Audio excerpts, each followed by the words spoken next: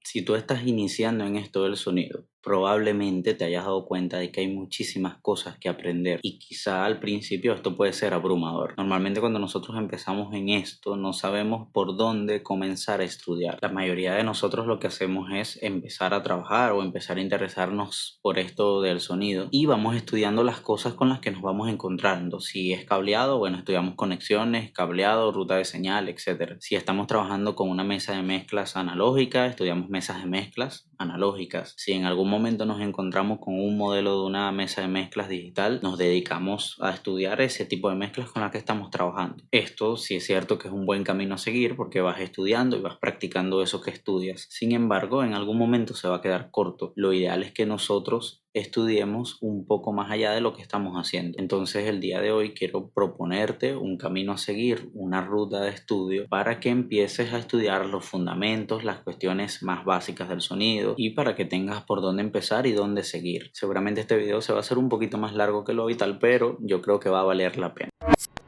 Vamos a intentar pasar por cada punto y nombrar la mayor cantidad de cosas que podamos para tratar de condensar lo más que se pueda el video y el contenido. Entonces vamos a empezar con lo más básico de los tipos de sistemas de PA. El primero es el PA personal. Cualquier sistema de PA simple que se coloque para uno o dos músicos y un público muy pequeño va a contar como un sistema de PA personal. Estos sistemas pueden ser tan simples como un altavoz pequeño que probablemente tenga una mezcladora integrada y a lo mejor quizás tenga un par de efectos también integrados. Incluso hay de estos que también pueden ser muy sofisticados como los sistemas de mini line array. Esto quiere decir que a lo mejor pueden tener un procesamiento más avanzado y algunos pueden tener una configuración con subgraves, etc. Los sistemas de PA personal pueden ser suficientes para músicos en solitario y para espacios pequeños. Luego tenemos los sistemas todo en uno. Estos sistemas son muy parecidos a los de PA personal en cuanto a simplicidad se refiere, solo que normalmente tienden a tener más potencia y obviamente eso te lleva a cubrir un mayor espacio. Estos sistemas usualmente incluyen un par de altavoces convencionales o un par de altavoces tipo mini line array y ofrecen la habilidad de expandir el sistema a futuro. Muchos de estos sistemas todo en uno se van a ver como cualquier otro sistema de PA estándar. Si tú complementas estos altavoces comparables con una mezcladora, puede ser suficiente para espacios pequeños y espacios medianos. Y algo importante es que serían lo suficientemente portátiles. Vamos con los sistemas de PA estándar. Con sistemas de PA estándar me refiero a los que tienen todo el paquete: mezcladoras, altavoces, monitores, etc. Estos son los que podemos ajustar desde los montajes más pequeños hasta los montajes más grandes. Y también se pueden hacer tanto de altavoces convencionales como arreglos en línea. Bien, pasemos ahora a la ruta de señal. Uno de los primeros términos que vas a escuchar bastante cuando estás empezando es el de ruta de señal. La ruta de señal realmente es un concepto simple y se puede explicar de manera muy sencilla. Es el camino que el audio sigue en un sistema. Cualquier fuente de señal de audio tiene su propia ruta de señal. Por ejemplo, está el músico, independientemente del rol que cumpla, va a captarlo un micrófono y esa señal va a viajar por un cable, entonces va a llegar a la mezcladora para ser procesada.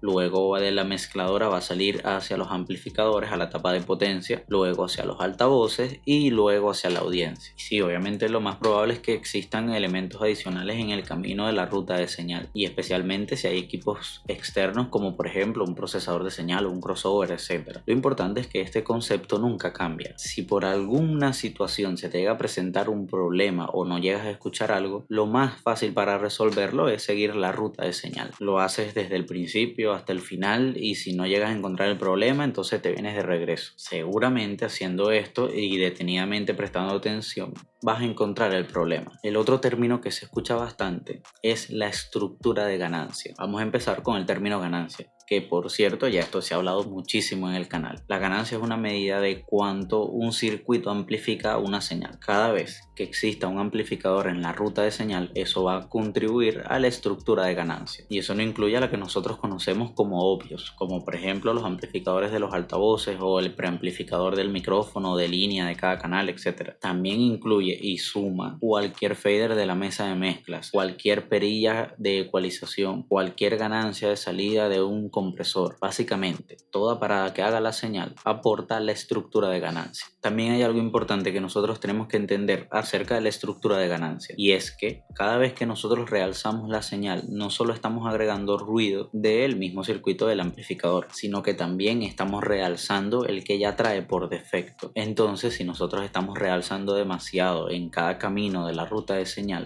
vamos a terminar al final con un audio demasiado ruidoso. Hablemos ahora de la mesa de mezclas. No importa si estás trabajando con una mesa de mezclas de pequeño formato o la mesa de mezclas digital más cara del mercado. La función de una mesa de mezclas se mantiene básicamente en lo mismo: tomar múltiples entradas, múltiples señales de audio, combinarlas y enviar esas señales combinadas a un lugar o varios lugares. No importa qué tan complicado se vea o suene esto, si tú recuerdas lo que acabo de explicar sobre la ruta de señal, vas a estar perfectamente bien. Hablemos ahora de las partes que tiene una mesa de mezclas. La mayoría de las consolas tienen los mismos componentes básicos, y si tú conoces estos componentes, por lo menos de forma simple, te va a ayudar a comprender mucho más la ruta de señal. Lo primero es el canal. Un canal es el camino que le toma la entrada a alcanzar la salida o las salidas, como por ejemplo un micrófono que es enviado al máster y del máster al amplificador. Lo siguiente es el preamplificador. Cada canal tiene un preamplificador y usualmente está dedicado a la señal de micrófono. Esta es la parte de la estructura de ganancia más importante que nos vamos a encontrar en la mesa de mezclas, porque este va a determinar el nivel de señal de entrada que va a ser procesada, ruteada y combinada con los demás elementos. Luego tenemos los insertos. Los insertos te permiten colocar equipos externos directamente con los canales de entrada. En ocasiones vas a poder cambiar el orden de estos insertos, es decir, o pre-fader o post-fader. Lo siguiente que tenemos es la ecualización y otros procesos. La mayoría de las mesas de mezclas tienen por lo menos un ecualizador simple para cada canal. Lo más común es que lo encontremos justo después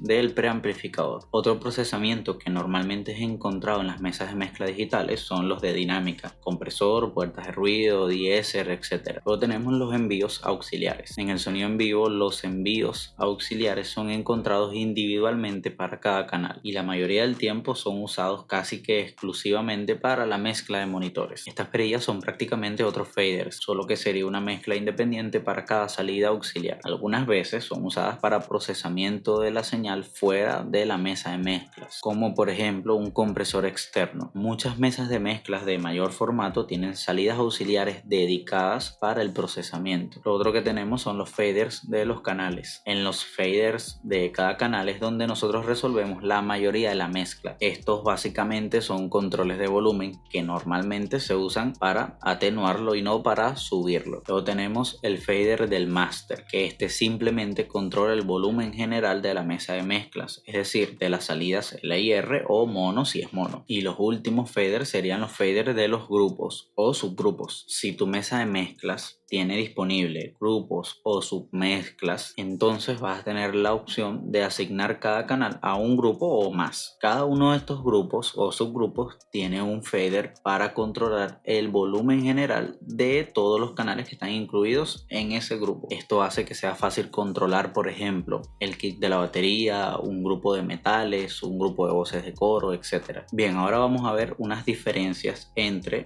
las mesas de mezcla digitales versus las mesas de mezcla analógicas. Aquí básicamente las dos cumplen la misma función esencial, pero tienen algunas diferencias. Vamos a ver algunas de ellas, teniendo en cuenta que probablemente vaya a haber excepciones. Con respecto a las entradas, la analógica, las entradas corresponden directamente a cada canal por individual. Con respecto a la mesa de mezclas digital, probablemente haya más entradas de las que se ven en la mesa de mezcla.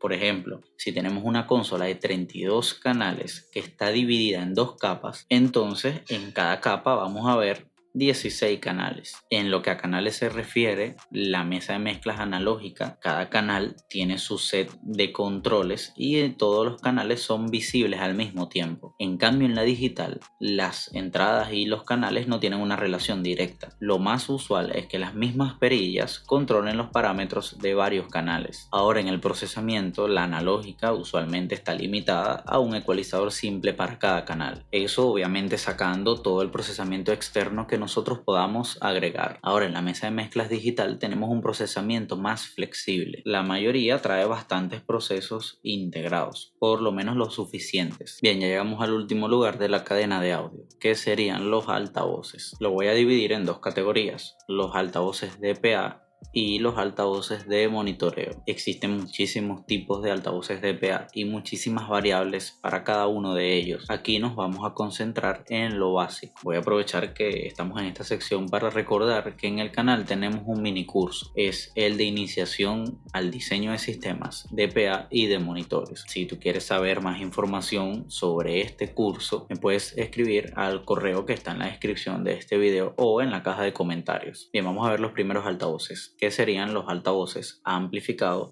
versus los no autoamplificados. La mayor diferencia entre los altavoces amplificados, que también son conocidos como activos, y los altavoces no autoamplificados, que se les conoce también como altavoces pasivos, es que los altavoces autoamplificados tienen integrado su sistema de amplificación, mientras que los altavoces no autoamplificados no lo traen, necesitan de amplificación externa. Y obviamente cada uno de estos tipos de altavoces tiene sus pros y tiene sus contras. Vamos a ver los pros y contras de los autoamplificados o los activos. En el lado de los pros tenemos que no necesitan amplificación externa, hace que el sistema sea más fácil de configurar y de diseñar. Probablemente incluya procesamiento integrado como ecualización, limitador, etc. Y también probablemente incluya una pequeña mezcladora integrada. Del lado de los contras tenemos que los circuitos integrados pueden añadir ruido o fallar. Tienden a ser más costosos en relación a los no autoamplificados. La amplificación integrada los hace más pesados y necesitas corriente para cada uno de los altavoces. Ahora, pasando a los no autoamplificados o los pasivos. Por el lado de los pros, tenemos que son más livianos por obviamente no tener el sistema de amplificación integrado. Su diseño simple los hace más robustos en cuanto a duración.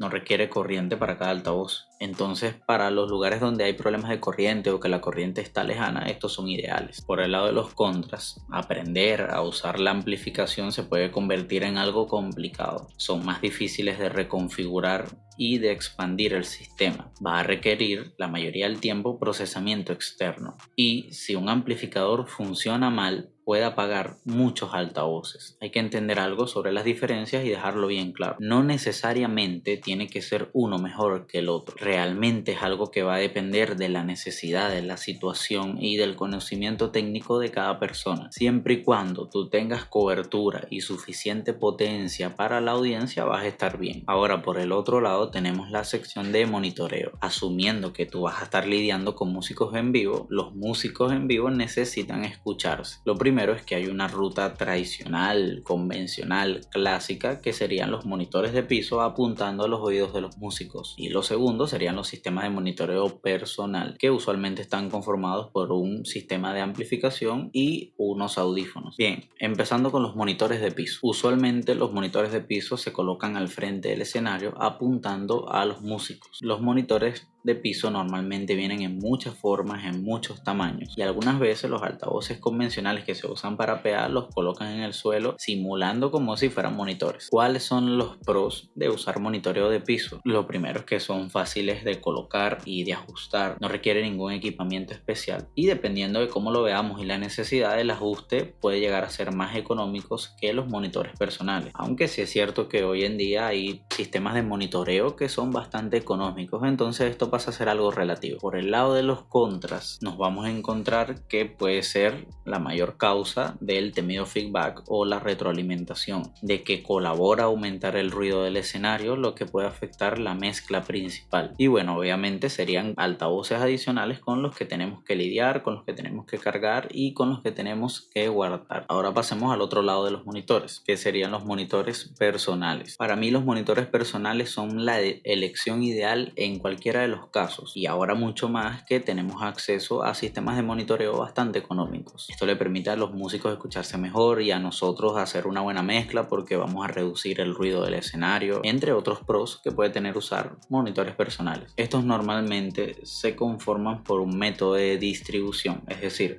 un receptor ya sea inalámbrico o alámbrico y un par de audífonos que generalmente son in-ear, ya sean custom o universales. Entonces obviamente tiene sus pros y sus contras, vamos a tratar de ver los principales. Por el lado de los pros, como ya lo mencioné, reducen drásticamente el volumen del escenario, pone a cada músico a cargo de su volumen y algunas veces de su mezcla. Y el otro pro que tiene, que es bastante importante, es que son muy cómodos, porque menos equipamiento para cargar y guardar, porque usualmente cada músico carga con sus audífonos. Por el lado de los contras, sí es cierto que es un sistema un poco más complejo de manejar y de ajustar, y obviamente si es inalámbrico mucho más. También puede existir la posibilidad que falle y deje a algunos músicos sin monitoreo. Por eso yo generalmente recomiendo, aunque los músicos tengan sistema de monitoreo personal, colocar por lo menos unos altavoces de rellenos por si algún monitor falla. Y para algunos músicos que estén empezando en el sistema de monitoreo personal, esto puede llegar a ser un poco incómodo y desorientador. Es decir, toma su tiempo acostumbrarse a los sistemas de monitoreo personal. Al igual que los altavoces de PA, esto lo vamos a resumir igual. No quiere decir que una opción necesariamente sea mejor que otra. Todo va a depender de la situación de cada persona, del conocimiento técnico que tenga, de su necesidad, del presupuesto, etc. Lo más recomendable obviamente sería analizar para saber cuál de estos dos se adapta mejor a tu situación